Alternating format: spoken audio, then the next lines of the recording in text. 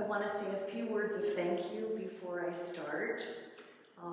And I want to start by thanking Father Stan for all of his support to me while I, in the short period of time that I've been in seminary, with books, with coaching, with scripture, with moral support, with the vestry that has committed to supporting me with money that's helping to pay for my books each year, to the parish that prays for me each week, in the prayers of the people, and in the small notes and kindnesses that you all are sending to me, to my family, my husband who has started grocery shopping and doing laundry in ways he didn't do before in our marriage, and our kids.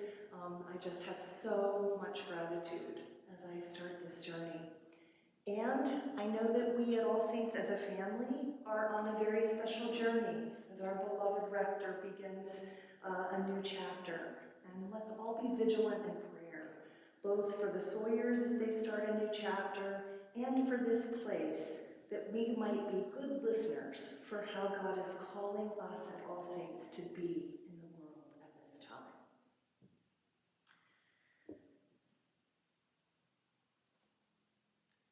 May the words of our mouths and the meditations of our hearts be always acceptable to you, O Lord, our strength and our Redeemer. Amen. Amen. People are complicated. My mother's father worked in Washington, D.C. during World War II as something that was called an air raid warden. And it was his job when he heard the siren to go door to door, knocking and reminding people that they needed to pull down their drapes so that enemy planes flying overhead couldn't see the lights where the houses were.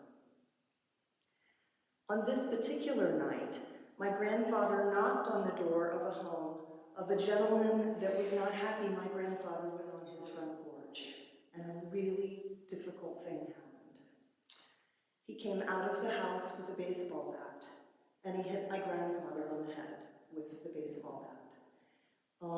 And it caused an injury called a traumatic brain injury that didn't mean my grandfather couldn't do anything, but it meant that my grandfather sometimes had very horrible, angry moments that were scary to my mom as a little girl. But that wasn't all there was to my grandfather after the TBI, as people call it. He also was known in the neighborhood for, much like our buddy Red Fern, making pots of soup to take to anyone who was ill, anyone who'd had a baby, anyone who'd had a death in the family.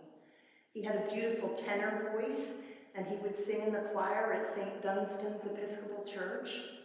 And he and my grandmother were beautiful ice skaters, and they loved to ice skate whenever they could together. People are complicated. People are complicated, and families are messy. In my growing up home, my mother was a very vocal Democrat, and my father was a very loyal Republican. You can imagine that our supper table conversations were quite lively. I wanted to be Switzerland, and I still want to be Switzerland. Today, if someone says something cross about Democrats, it hurts my feelings. And I think, oh, you're talking about my family. And if someone says something really cross about Republicans, it hurts my feelings. And I think, oh, you're talking about my family. Families are messy, but we're all family. People are complicated, families are messy, and we as Christians look to Jesus for our route through. In today's story, as we turn to look at Jesus for our model of how Jesus was dealing with some pretty complicated, messy. He had been teaching in the synagogue all day, And I would imagine Jesus never did anything without giving it his all.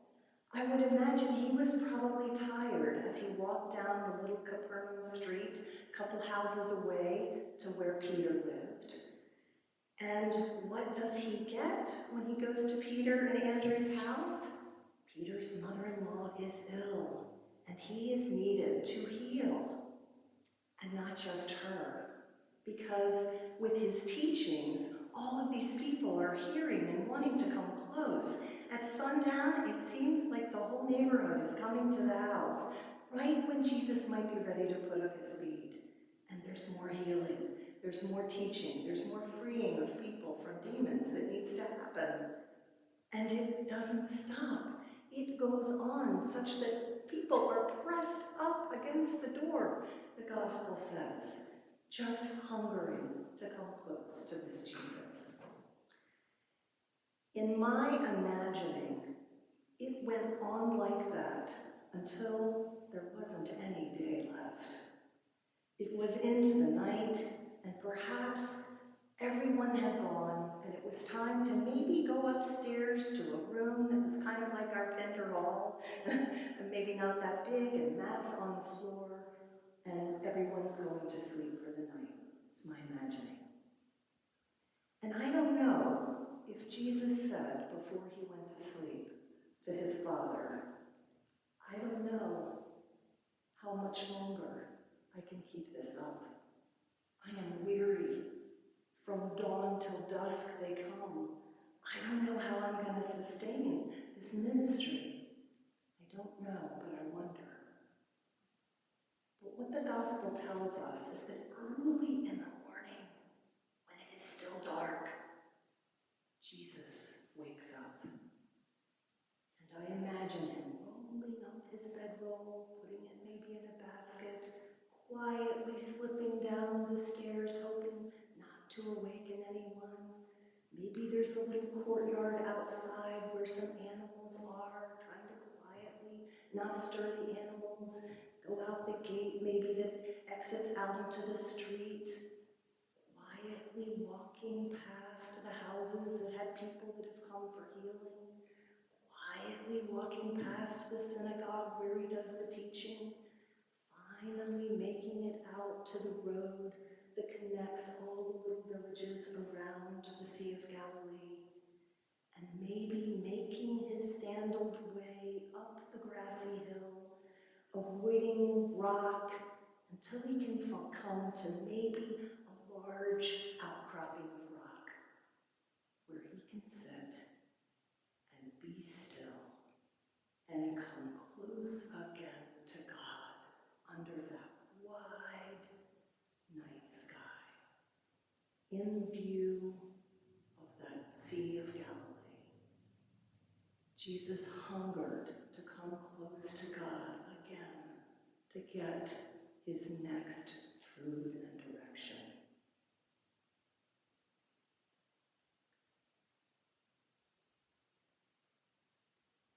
The next thing that happens in the story is the sun is coming up, and the disciples, the verb that's used, are hunting for him.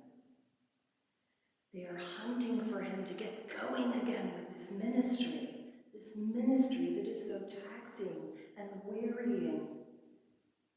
And Jesus is ready, just as Jesus always is, to say yes to the work that's presented to him. But he has a new vision. And now what Jesus says is, yes, we are going to move on with the work that God has for us to do. But we're going to do it in a different town. And it seems to me, I don't know if this is it for sure, but that this moment of coming close to God when it was still dark becomes a modus operandi. We'll go to a town, we'll be there a couple of days, and then we'll move on. And in this rhythm, in this way, Jesus may learn how to sustain himself because he has little breaks in between the places of ministry. I wonder I wonder where this complicated, messy shows up in your life. I wonder when you have been dead dog tired, weary, spent, and feeling like you couldn't keep the pace up. I wonder if you have ever been awakened by your psyche, or by God, or by both, in some dark, deserted time to be close with God. I wonder if God has ever given you the idea of a new rhythm in order to sustain you through a difficult passage. I wonder what teaching, feeding, healing, or releasing you need from Jesus. I wonder where you go to get away and to get a fresh perspective from God. Early in the morning, when it was still very dark, Jesus got up and went to a deserted place to pray and come close to